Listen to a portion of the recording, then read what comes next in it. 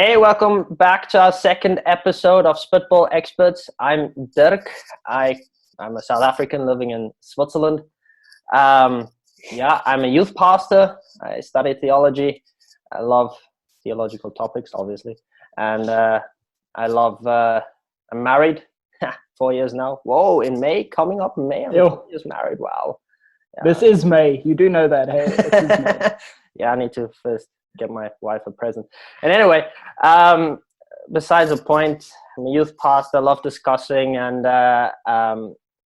so this is me. Cool.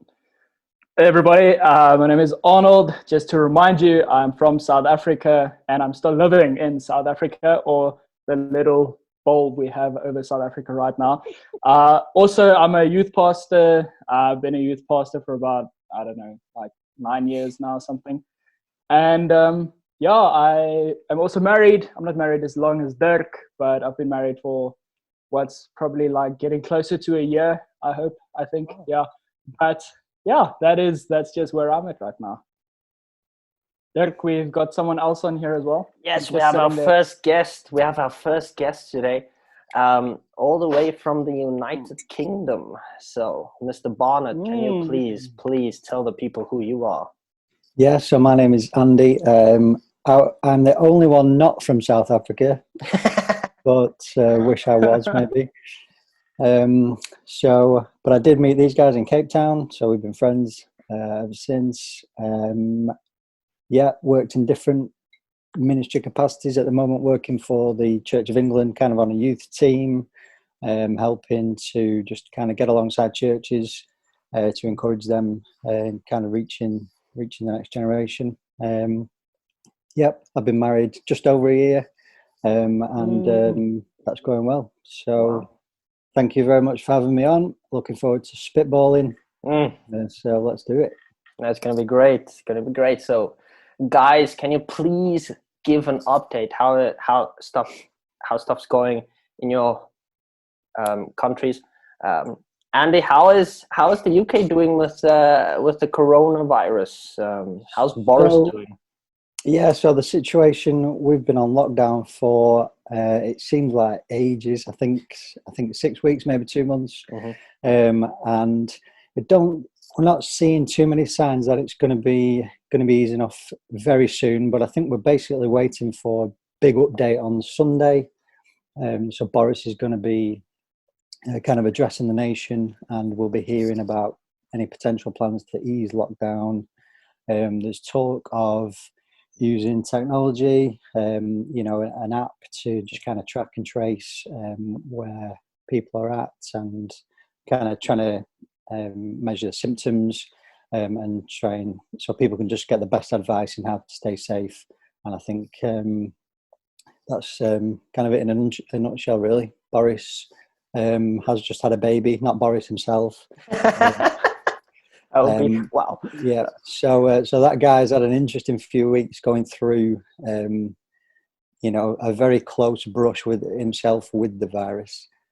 And now he's had a baby, and now he's going to lead the country out of a pandemic. So that's where we're up to, Dirk. Wow. Do you think he misses the hairdresser like the rest of the world? Like, I think so, man. But no comment. He's got a really cool hairstyle going there. And anyway, how's Her Majesty doing, by the way? That's a good question. I've not seen her for a while. No tea and scones with the Queen. No, but she did address the nation recently as well, and encouraged us to pray and everything. So our Queen's doing a good job. She keeps pointing us heavenward. So hats off to the Queen. I love the Queen. She's pretty cool. Thanks, Andy. Hey, Arnold, how is my old stomping yard doing? Well, for some reason, we thought that once our president addresses South Africa and puts in like 5 levels of what the lockdown is going to look like, and that we were at level 5 and now we're at level 4, like our country thought this is going to be the best time to just go back to the way things were. So even though there are only some restrictions, or there are a lot of restrictions, still people don't really care about a lot of the restrictions. But I think what it actually looks like, or supposed to look like, is we finally have 3 hours in a day to go outside and exercise if we want to, for like between 6 a.m. and 9 a.m. For some reason, yeah, that was the time chosen because Corona is only active from 9:01 for some reason. But more than that, we carrying on. A lot of businesses are opening up. Something that was actually great before this level restriction came in was I told my wife that for the first time in a couple of years, actually, our country has been focusing on how the president is leading the country, and then not on the political parties kind of giving each other trouble. We were focused on the leader, but then the day after that, everyone kind of started giving the political party trouble again. So, it was great while it lasted. But yeah, we've got no clue how long this level 4 is going to last. It can be up to 8 months, apparently. But that's where we're at right now. We've got a couple businesses open.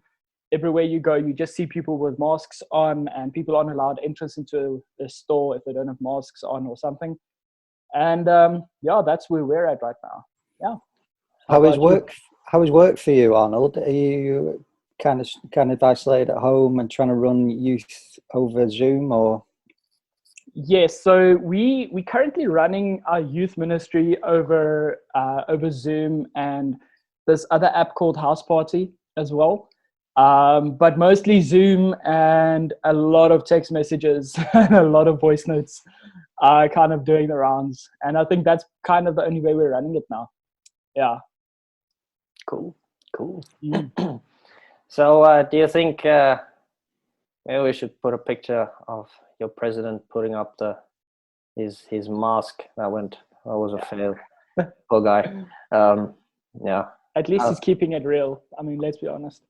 Yeah. I think there's just one thing in life. You can make a mistake in front of 10 people. That is okay. Yeah. But making a mistake in front of 15 million people, I think that is another level. Yeah, that's on another level. But hey, the day after that, he did come out and say, "Listen, that was a joke. It was just to keep the moods high, the spirits up." at least he's there for the country. He's praying for the country and he's making us laugh. So, which is great.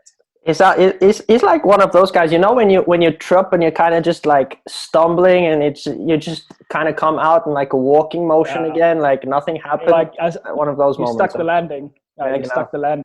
Yes. So Switzerland, we are obviously on a high pace back to life.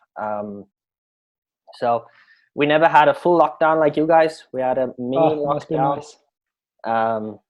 What is a mini lockdown? Yeah, it's kind of like having normal life, just with the shops being closed. That is just kind of like how. So a Sunday. So it's basically a Sunday, yeah.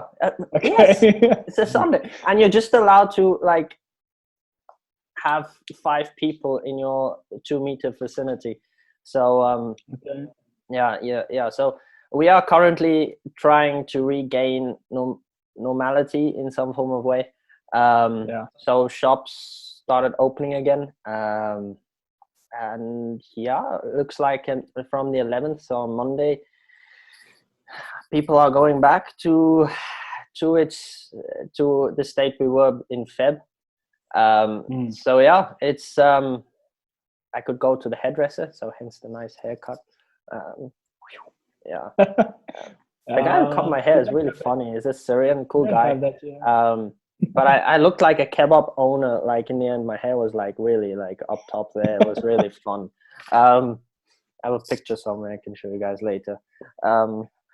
But anyway, yeah. So people can go back to the hairdresser. That is, I mean, the Swiss people freaked out on that. For Switzerland, that's great. Yeah, that's like the highlight. Some people are excited. We get to buy food again. You're like, we can go to the hairdresser. I mean, food we could always buy. I mean, just the hairdresser is a really essential thing. So yeah, that's the update on Switzerland. I think we can't really travel over the borders yet. That will probably come later. We'll have to see. Church is interesting. We are interesting how stuff just presented itself. We are having church over Zoom, giving inputs online. Yeah, just small groups are really something that's working at the moment for us. Youth is taking place also a little bit over Zoom. And yeah, so stuff's happening. It's cracking. People are asking deep questions, and hence the point we come to today. Today we have to talk about the elephant in the room, church and COVID-19. So I think it would be cool to spitball a little bit about church in pandemic and in like a pandemic situation, and just what impact this whole COVID-19 thing has on us as a church. And having it on 3 different continents, I think, will also give us a different idea of what's cracking in the world. Yes. So let's start off with our first question, and Andy, I would really just like to pick a brain on this. What does the church bring to the table during such a pandemic? Yeah, well, I guess I think kind of first kind of thing to say is the church doesn't stop being church in a pandemic, does it? And I just think it's been amazing to see so many churches doing so many great things. And I think obviously first the priority is still about the gospel. It's still about pointing people to Jesus. It's about encouraging people towards Him in this time, and to seek Him and pray. And we don't stop making disciples, do we? And so I just think, in that sense, Amen, the church keeps being the church and keeps kind of doing what we've been told to do. And then, obviously, particularly in this time, there just seems to be particular ways in which the church can serve and help people. And, I think, we just did kind of a whistle-stop overview of kind of where our countries are at, and I think, we probably all agree that we can't kind of ignore the fact that a lot of people are going through a tough time at the moment. And it's going to be a real struggle for people. It's going to be quite hard and painful. People will be experiencing loss, and lockdown.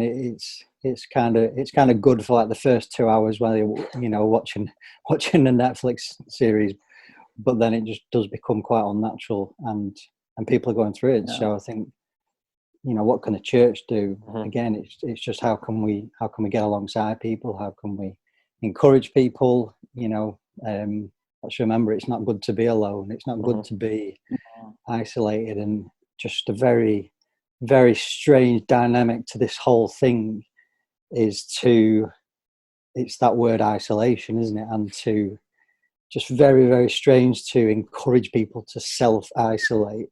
In this kind of world we're living in, and it's that kind of double-edged thing, isn't it? What a blessing that we're so connected. What a blessing that we can jump on an app on our laptop and we're talking to the other side of the world in a second.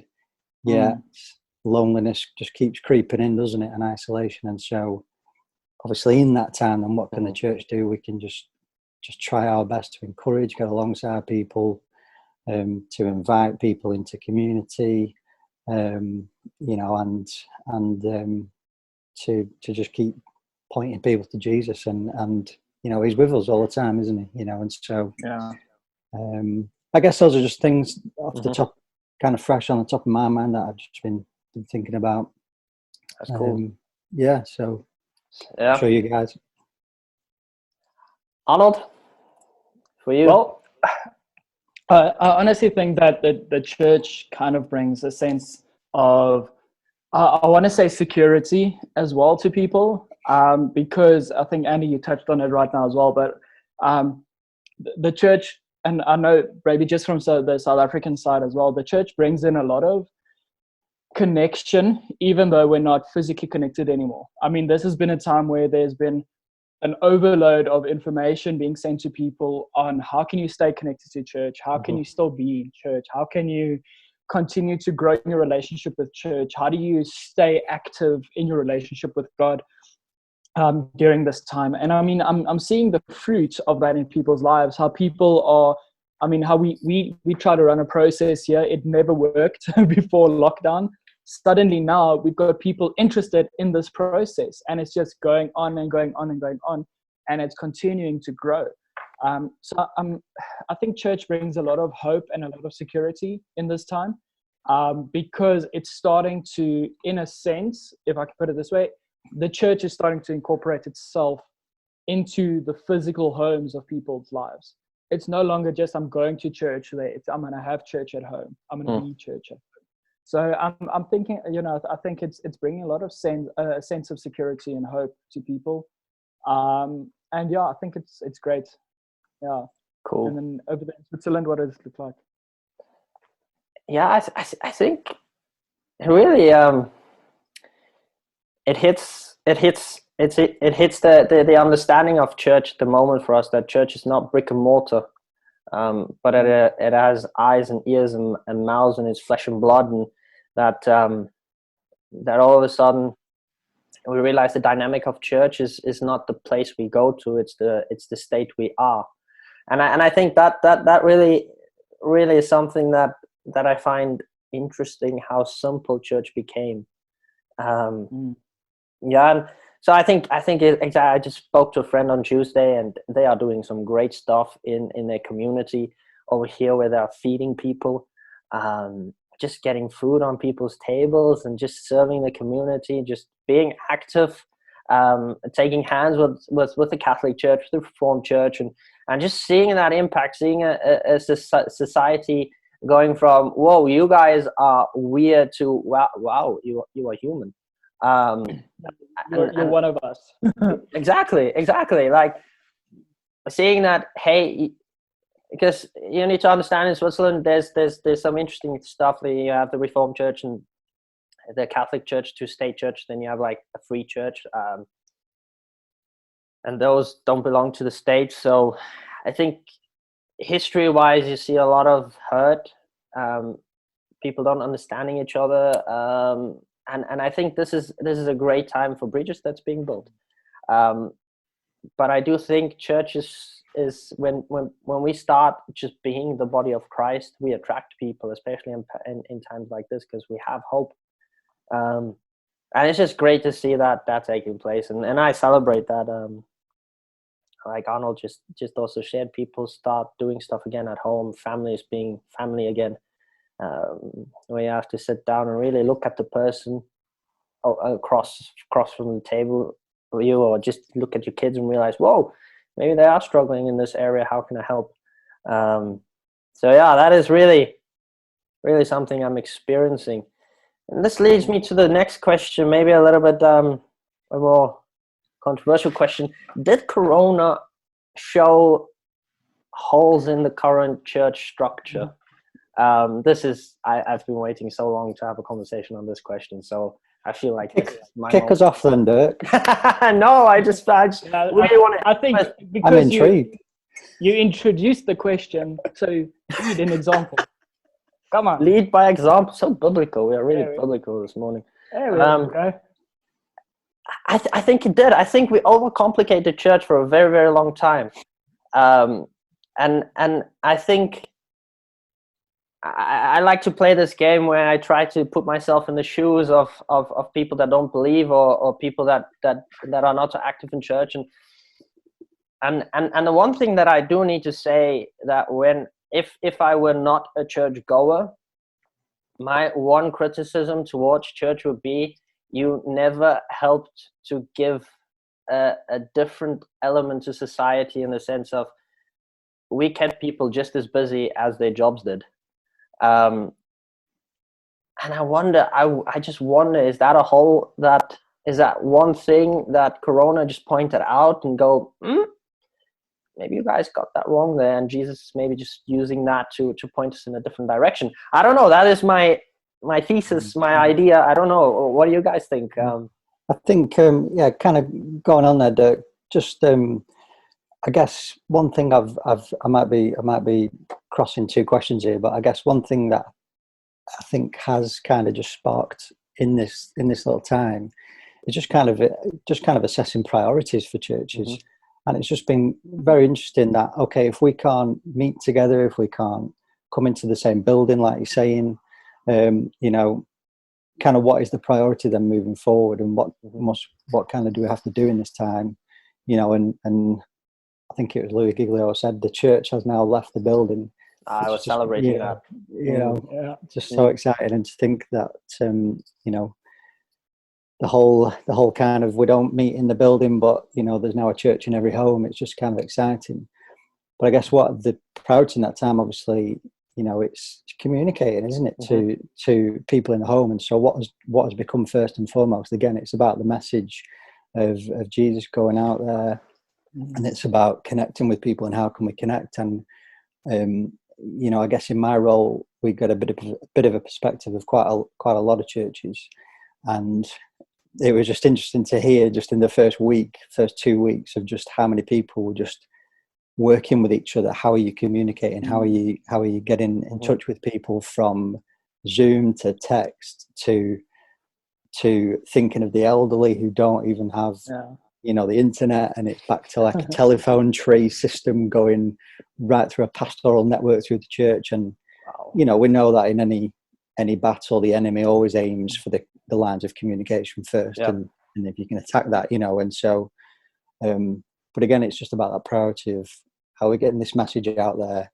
How do we connect with each other to encourage and to love one another? And I think as those priorities just whittle down, all of a sudden there's no lights, there's no smoke. Well, okay, there might be some. There's not many lights, not many smoke machines, and all of a sudden, kind of the whole glossy image is somewhat less of a priority. And you think about churches that are underground, and we might not quite call this persecution, but there's a certain level of pressure that we're not used to, and we can see that people around the world, when pressure does come on the church, man, it spreads and it grows, because the focus comes in.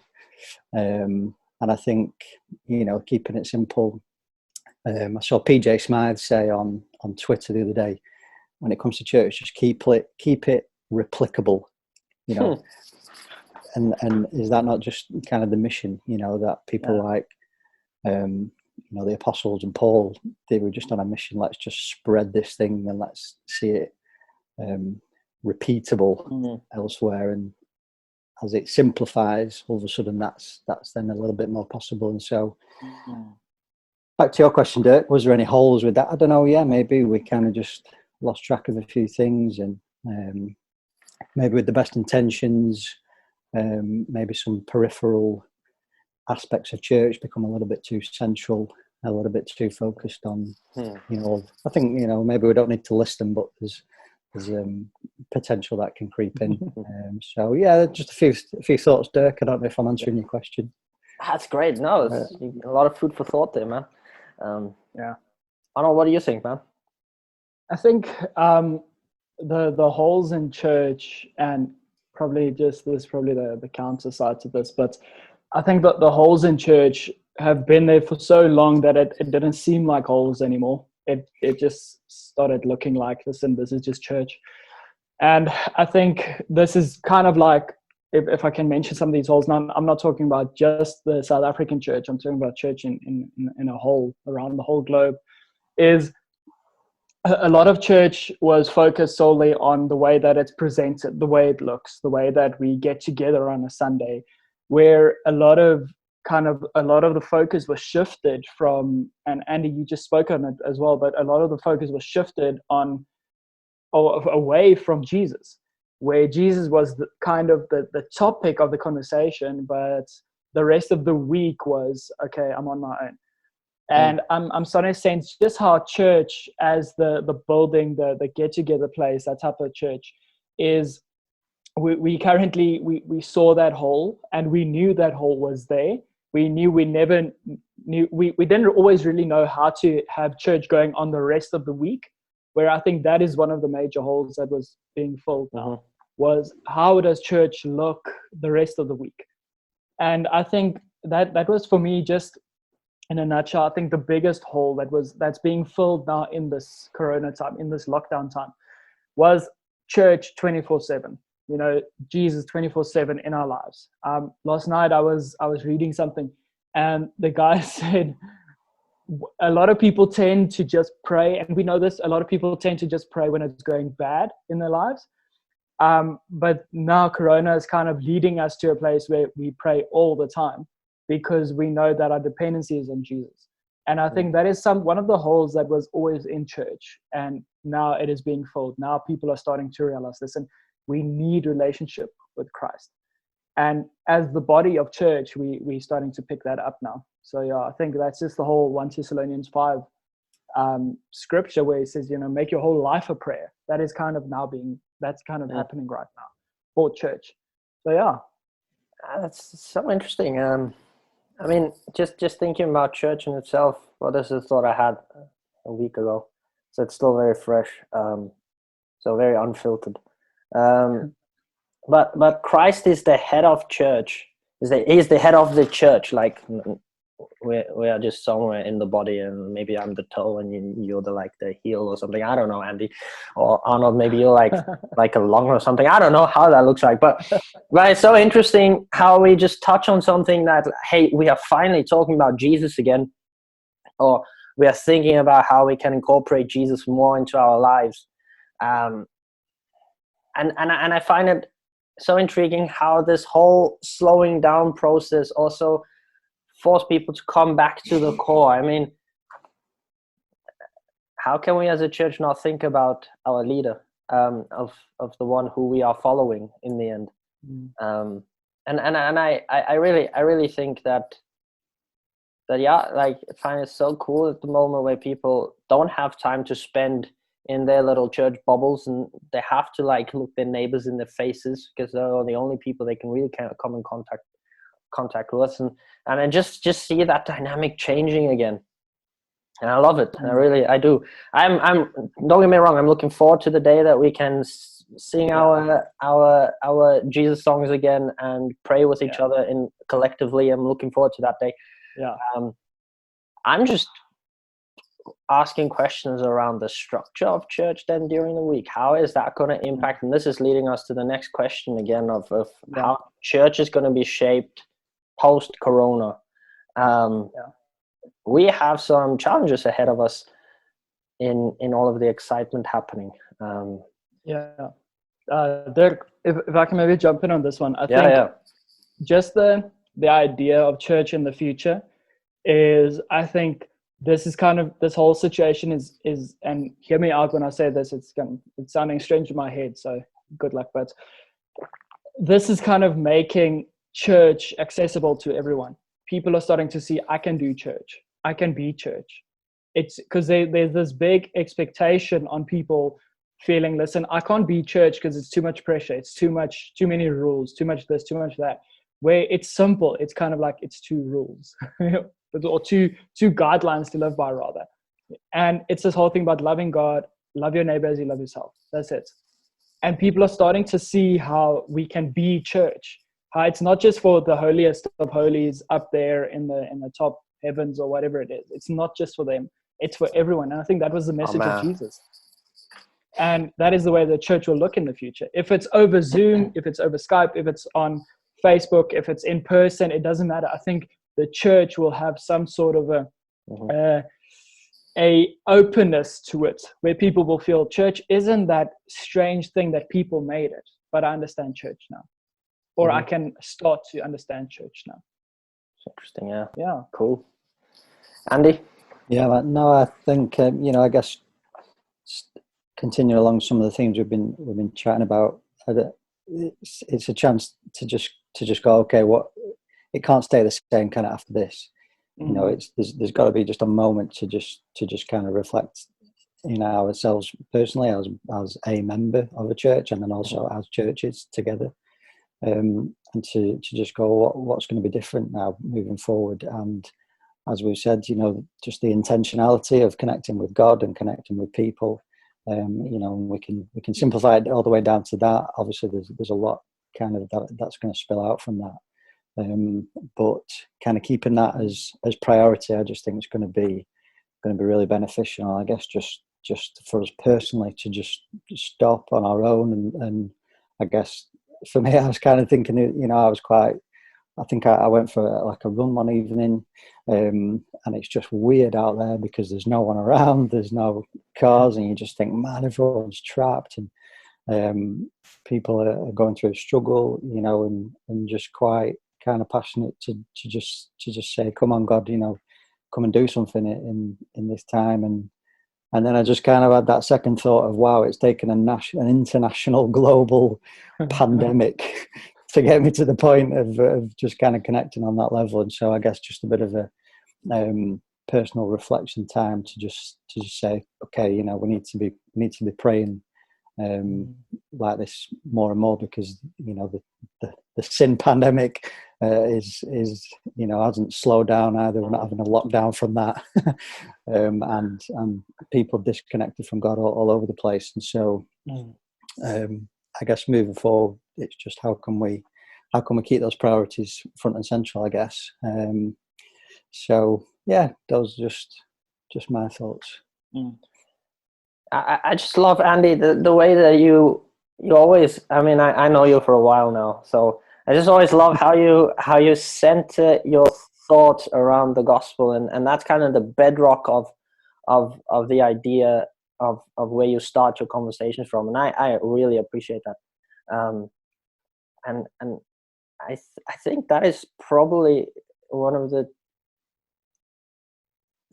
things that I always admired about you, but also something that I think we as a church can benefit from in coming, and that's what we've been talking about the whole time, is just getting back to the basics, the foundation of what's happening around us, and reflecting, where am I? Not am I closer or further away from God? I mean, I don't know how we measure that distance, but I'm asking, what is my foundation still resting on? Or do I need to have a look underneath the floor panels of my house? And yeah, that's something that I think is so true, and yeah, it gives hope. And yeah, it's crazy. It's really, really crazy. We live in a crazy world. So guys, let's quickly. I need to what do you think about all this end time theology running riot at the moment? I mean, Jesus probably came like 4 times already, so I don't know, maybe I missed it. But what do you guys think about that, Andy? Yeah, I mean, I'll confess straight up. You know, the end times is not my best theological. Well, let's be honest. After the lockdown, we're all experts, so it's fine. Spitballing. Yeah. So ultimately, you know, Jesus is coming back. We don't know when. We know the time. We know we're in the times. You know, the signs are there. The world is just spiraling to a point of chaos. In terms of Bill Gates and his role in it, you know, I don't think that's quite what we're looking for. But ultimately, like, I'd to go back to your point, Dirk, I boil it down to the here and now, and we can connect with Jesus right now. And if he comes back tomorrow or next week, then you know, we're safe. I mean, it's so true. I mean, Paul writes in Colossians 2 that, hey, don't get caught up by weird philosophies or any kind of, my translation, crap that's hanging around. Focus on what is the foundation of our faith. And yeah, I just find it so interesting. There's so many stuff out there. Arno, what do you think, man? I mean, it's probably, honestly, once again, I think after this lockdown, or after this whole pandemic, we're all going to be experts on this, because for some reason people are starting to read this book of Revelation, for example, a lot more, because people are looking for answers. So they go to kind of the source, and I think that's maybe a good thing, that people are starting to wonder, because then they start diving back into scripture, which is great. But I think, are we in the end times? Yes. Are we afraid of it? Personally, no. Because if you read Revelation, if you read, like, let's say 1, 2, and 3, John as well, you'll see that it even says that, listen, beware of kind of like the Antichrist, you know, remember the time is coming, the time has already started. And I mean, honestly, this isn't something that I read every day, so I don't have a lot of knowledge on it. But if Jesus is going to come today, tomorrow, you know, for me, it's always a question of, I'm ready for that. I'm fine with that.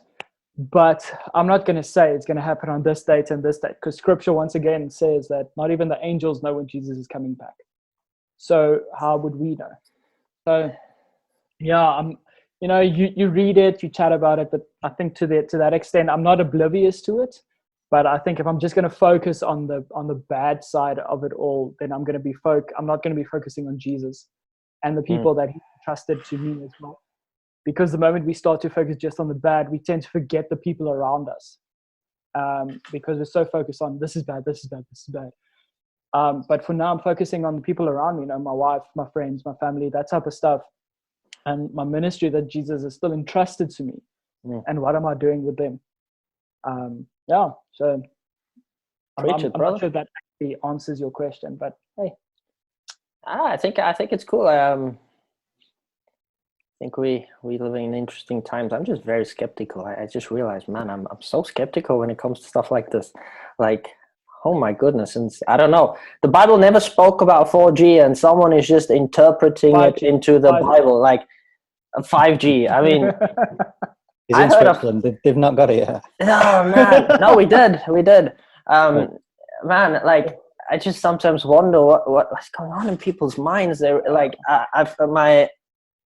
one of my what do you call them, professors, maybe he's not a professor, a guy that teaches me in school, so I'm still studying, trying to get my master's in theology, and he's got this podcast on the whole idea of our picture of God during this time. Like, is God the reason for this pandemic, etc.? Also going a little bit deeper into this conversation. I just love how he's presenting hope again, and this is, I guess, the whole theme we have today in our church and COVID-19 thing is hope is the bedrock of everything. And I think as a church, now I'm speaking in general, not just us here in Switzerland, I think it's so important that we keep pointing people to Jesus, like you guys just also said, that, and not losing him out of our sights. Because, man, I saw some stuff on YouTube and I think, what is this people's problem? Like, it's more fear-based. And if someone really comes to faith, and there's probably a couple, because I know from my own story, that's how I came to faith, is because I was scared I'm going to go to hell and burn like a fried chicken. So just, I don't know if we should serve God out of that fear, or we should fear him because he's holy. That's just sometimes my question. I don't know if I'm just disappointed, or maybe it's my own biography. I don't know. I need to look that up in some counseling sessions. But I think maybe just another thought, a very short one, is I think this whole end time revelation thing is giving people the ability to start believing in something. Because let's be honest, if people can believe in, for example, 5G and the chip that's coming and all of that, and the impact it has, it just shows us that when people say, I don't believe in anything, you're believing in that. Mm-hmm. That kind of shows us that we are able to believe in something, and I think it's our responsibility as the church to just not scold people or drive them to fear, but to just kind of direct their thoughts just in the way of Jesus. And we know that Christ will do the rest. So I think that's maybe more the role of church today, is to That's so cool. You guys are amazing chatting partners over here. Hey, one last question. We've probably got 5 minutes left, and then we have to unfortunately cut our spitballing time short. How can we be practical, salt and light to the people around us? I think there are people struggling with the lockdown. You guys are in a severe lockdown. Just talking to some people back there, they are struggling. How how can people find hope and security knowing that, man, I might lose my job? People are dealing with hectic stuff at the moment. We cannot look past that. So what would your guys' advice be, maybe? Or just stuff that they can go, hey, just look at this, or hey, just here's encouragement. So let's start with Andy. How would you give some people advice or some encouragement? Yeah, I mean, I guess I would just encourage, and I guess it's back to what can the church do, like you say, Dirk. And I think one of the main things is actually just kind of follow the government at the moment. You know, and we may not always be the biggest fan of everyone up there, but you know, at the end of the day, we just believe God's over that, and we just keep praying for him. That's our job. And what have they asked us to do? They've asked us to distance ourselves for obvious health benefits, and in that, you know, that is just a way of loving our neighbours. And you know, this thing is invisible, so we don't know who's got it. We don't know if we've got it. You know what I mean? And so if we can just kind of follow those rules and guidance from the government, I think that's huge.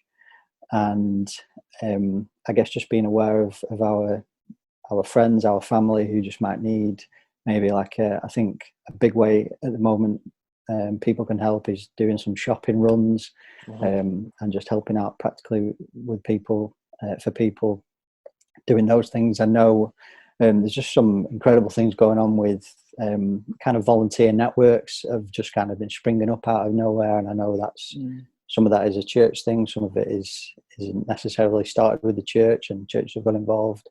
And there's just a real good way there of I guess some of the positives coming out of this whole thing is just kind of innovative ways of asking people for help and asking people what they need.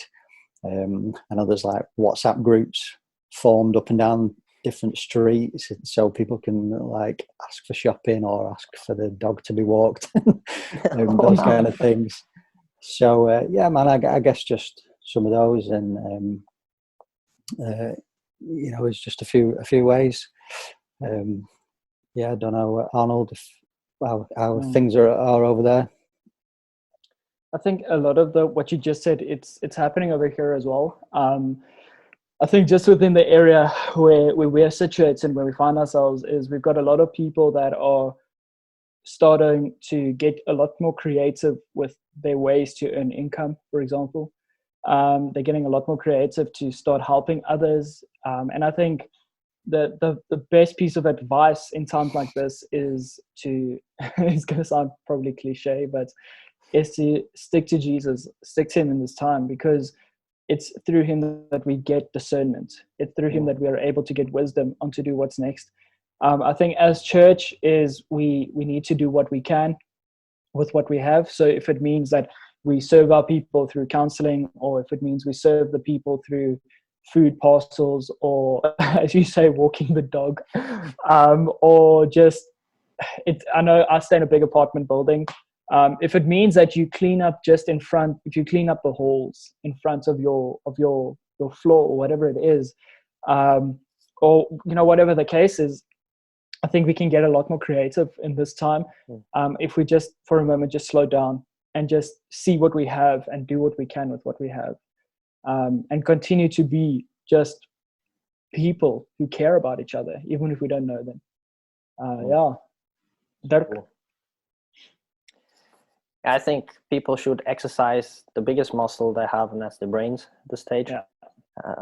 It's a great time to learn something new, get inspired by other people. I think that is how we also create the environment of creativity, is to get inspired by other people, and let them inspire you, not just be critical. I love when people are critical, but just sometimes let people inspire you and let their thoughts inspire you. And do some brain exercises. I think that's always a great thing. And stick to the neighbor system. It's worked for thousands of years, and it's still going to work until Jesus comes one day. I think love your neighbor, hear how they are doing, and see what one can do for them. And think all in all, yeah, we just we have time, and can start journeying through that, and I think also let the Bible inspire you, let those thoughts inspire you, and I really also hope that people can find someone they can chat to even in these times, go to look at stuff and say, hey, I just need to talk a little bit or vent or whatever, just stay healthy, Matt. And yeah, and I think the biggest thing as a church, to come down to the whole COVID-19 thing and close it down, pray for the government. They are people, they're going to get it wrong. They are just as fallible as we are. They don't know better. Yeah, they're in a leadership role, and I think Paul just hit it again on the head there, on the nail on the head, where he said, pray for the government. That is our role in this whole thing. Yes, we are involved in the community. Yes, we get everything.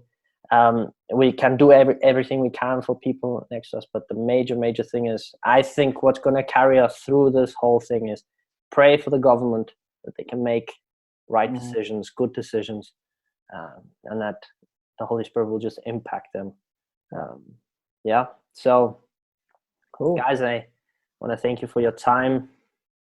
You've been great sparring partners. Yeah. Cool. Yeah, Dirk. So are we going to end it off? Yeah. So, right. guys, please remember to subscribe. Arnold, where can they subscribe? So you can subscribe on YouTube. You can subscribe on the podcast app if you've got an iPhone, or on Spotify as well. You can go and subscribe over there. If you've got questions, if you want us to talk about something, any comments, just drop them in the comment section. You'll also find an email address there and all the links in the description as well. So yeah, remember to share it with someone, and get the bell on. Yeah.